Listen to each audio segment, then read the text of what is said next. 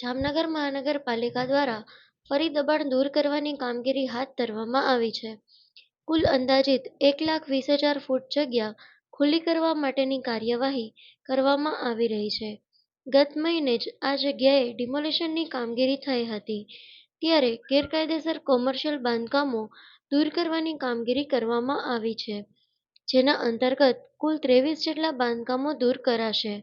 આવાસ માટેની જગ્યામાં થયેલ દબાણો દૂર કરવામાં આવ્યા હતા. અંદાજિત કિંમત કુલ 50 કરોડથી વધુ કિંમતની જગ્યા ખુલ્લી કરવાની કામગીરી કરાઈ રહી છે.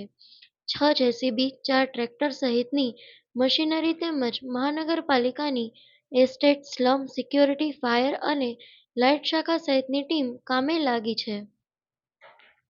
જામનગર શહેરના રાજકોટ રોડ પર આવેલ ઇસ્કોન મંદિર પાસેના રેવન્યુ સર્વે નંબર 382 પૈકીની 11,144 ચોરસ મીટર જેટલી જમીન કે જે જામનગર મહાનગરપાલિકાની કલેક્ટરશ્રી દ્વારા યુએલસી પૈકીની જમીન પ્રાપ્ત થયેલ હતી.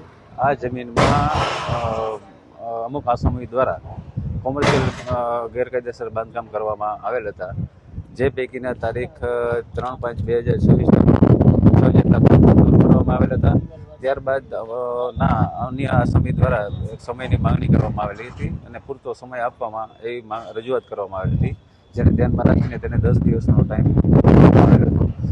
અને ત્યારબાદ આજ રોજ માનનીય કમિશનર શ્રીના આદેશ અનુસાર ડેપ્યુટી કમિશનર તથા આસિસ્ટન્ટ કમિશનરના માર્ગદર્શન હેઠળ જામનગર મહાનગરપાલિકાની એસ્ટેટ શાખા દ્વારા લાઇટ શાખા, સ્લમ શાખા, સિક્યુરિટી શાખા સંયુક્ત ટીમ દ્વારા આ ડિમોલિશનની કામગીરી હાથ ધરવામાં આવેલ છે.